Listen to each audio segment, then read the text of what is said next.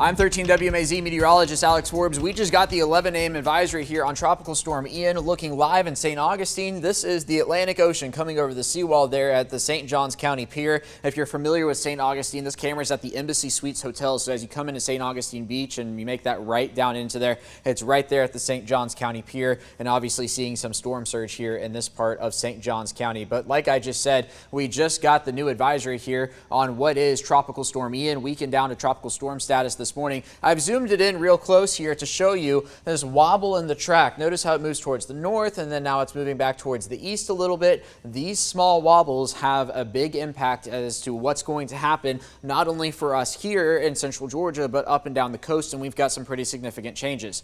The first one is a Category 1 hurricane expected to re-intensify into a Category 1 hurricane within the next few hours. Landfall sometime tomorrow morning, very close to the Charleston area, maybe a little bit west, maybe a little bit east and through there, but you can see the cone takes it right through Charleston, eventually up into South Carolina, North Carolina, and on into the Virginia mountains. But forecasted to be a 75-mile-per-hour Category 1 hurricane at landfall sometime late tomorrow morning into tomorrow afternoon. By tomorrow night, a tropical storm there just to the east of Columbia or somewhere in that vicinity. Now this morning we've seen a lot of wind and rain up and down the Carolina coast. You see that there from Jacksonville, really from the St. Mary's River, which is the Georgia state line, down through Jacksonville, through St. Augustine, down through Palm Coast, down to Daytona. The center crossed offshore right near Cape Canaveral, which thinking back to the Artemis 1 rocket, they actually moved the rocket back inside the space building down there at Cape Canaveral in case Ian came by, and sure enough, the center went very close to Cape Canaveral, if not right over Cape Canaveral there.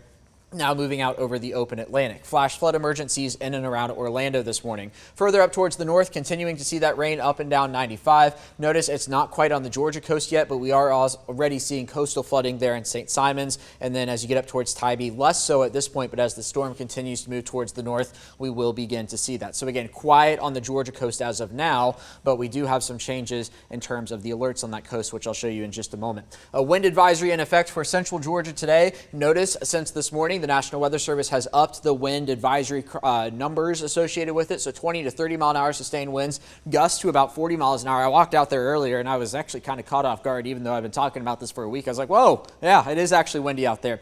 Now here are the changes. The National Weather Service is working on trimming back the tropical storm warning that's in Florida right now. But let's zoom down in here to Georgia. Notice a tropical storm warning along the coast. That's not new, but this is going to fill in here in the next few minutes where you see these orange counties. You're going to be transitioned to a tropical storm warning, and already seeing that now into South Carolina and North Carolina. Look how far inland this goes, all the way up to almost the Virginia state line there, over towards Rocky Mount, Greensboro, and Charlotte included in this, almost into the mountains now, down through Columbia, stopping just short of Greenville. Augusta, of course, included in that, and we will see some changes here with those orange counties, that tropical storm watch in just a minute. And as we roll into the next few hours, notice this pink here along the entire South Carolina coast now. This is a hurricane warning. This is going to be from the North Carolina state line all the way down to the Savannah River there. The possibility of Category 1 hurricane conditions as this storm moves inland right around the Charleston area. That doesn't go too far inland, though. The warnings don't. The hurricane warnings, that is.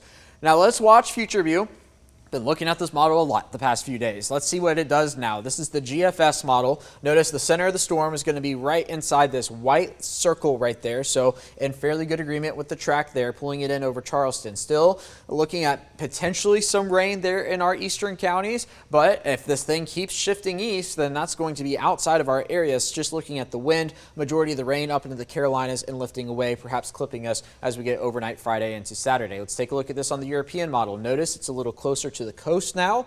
The European pulls it inland just south of Charleston, but if it does that, notice it has the rain field just a bit bigger, and it grabs part of our area, mainly east of Interstate 75, running through Monroe County, Macon, down through Dooley and Crisp, the rain there to the east. Is rain a guarantee in central Georgia with this storm? No. Is wind a guarantee in this storm with this storm in central Georgia? Absolutely. It's already windy out there. We're already seeing it. The European then lifts it away. Here we are Saturday morning, maybe some rain there in our far northern counties, and that is about it. So that's how the models are shaping up as of now.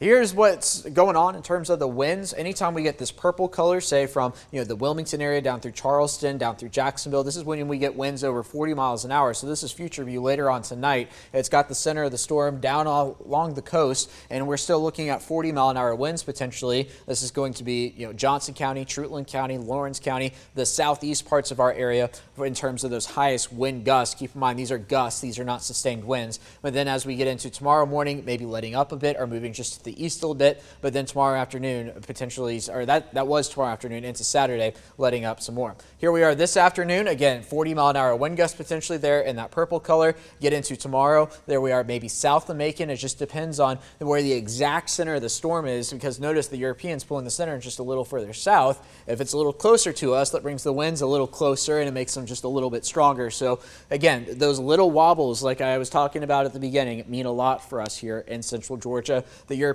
also pulling the winds away by the time we get to Saturday morning. If we see anything Saturday morning, it's going to be rain in our far northern counties if that happens, and the wind will begin to be getting out of here. So that's the good news out of all of this. It all boils down to this. Wind gusts over today and tomorrow up to 45 miles per hour, thanks in part to a pressure gradient we've got across the area. We've got high pressure towards the north, and the storm is running into that high pressure, and kind of think of it like a toothpaste tube. When you squeeze it, you get air rushing between it. That's where our winds are coming from. The rain forecasted to be on the edge, so the higher totals are going to be off to the east if we see rain here in central Georgia.